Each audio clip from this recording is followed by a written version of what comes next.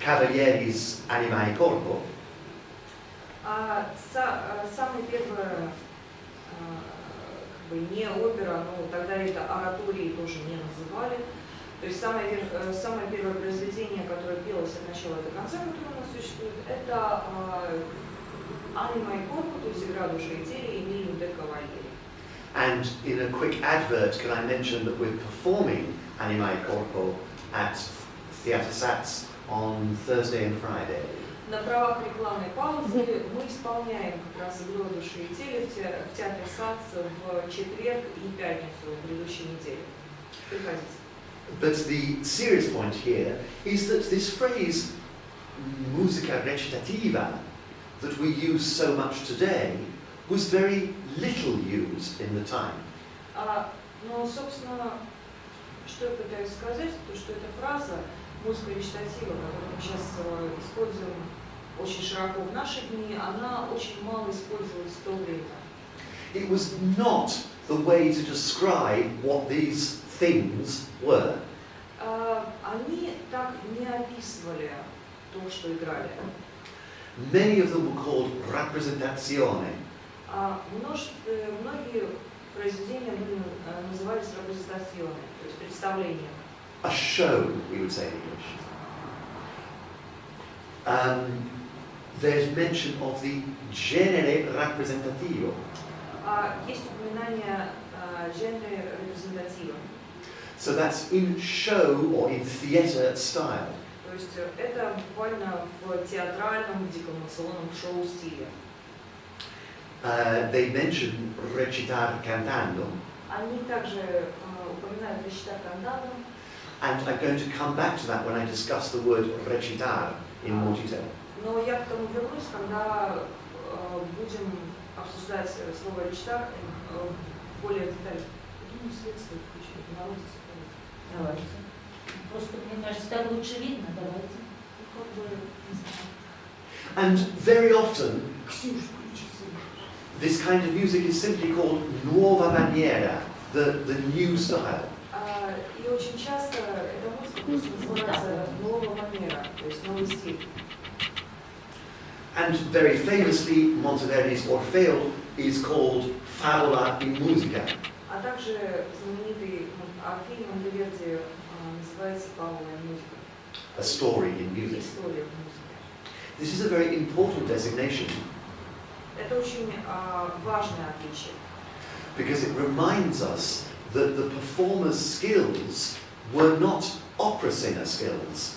Оно напоминает нам, что именно искусство исполнителя было They were not opera singer skills. было не искусством оперного певца. Nobody in this time was a trained opera singer. В то время никто не был тренированным оперным певцом. Because there was no opera. Потому что не было оперы. These were the first. Эти были первыми.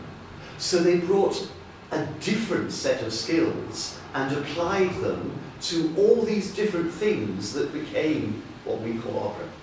То есть они изначально взяли совершенно другой набор умений и собрали их, чтобы создать то, что мы позднее назовем оперой. Genere representativo is sometimes equated to our modern word monody. Жанр репрезентатива, то есть репрезентационный жанр, то есть театральный жанр, он иногда сведен к тому, что мы в современное время, в современных реалиях называем монодией. And so we think that in genere representativo is a way to write music. То есть мы автоматически думаем, что жанр репрезентатива это так они называли способ написания музыки. This is misleading. Это неправильно. It's a way to perform. Это способ исполнения. What it really means is in show style. То, что это реально значит, это в стиле шоу, то есть в стиле театральном стиле. So it asks the singer not just to stand and sing a concert. То есть данная стилистика требует от певца не просто стоять, вцепившись в пульт и петь концерт.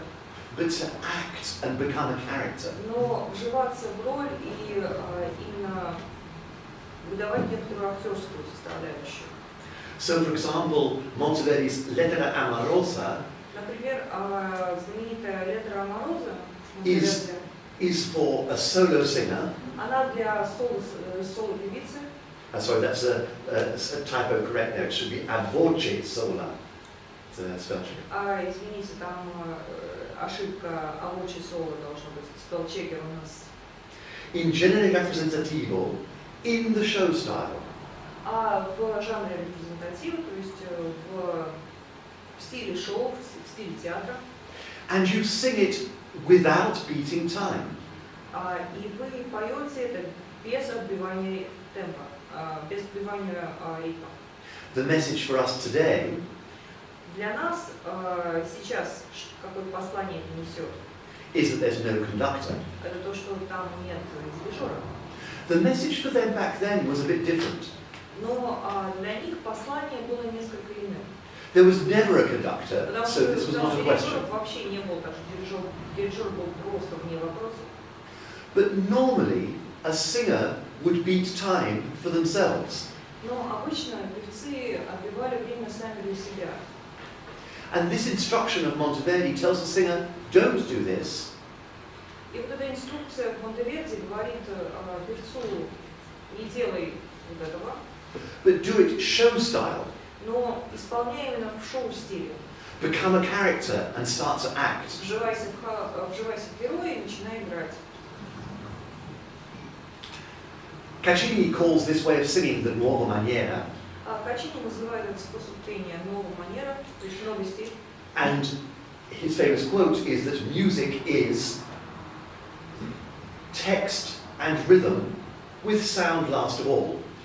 Его знаменитая цитата, то есть Качини, что музыка это прежде всего текст, ритм и звук в самую последнюю очередь.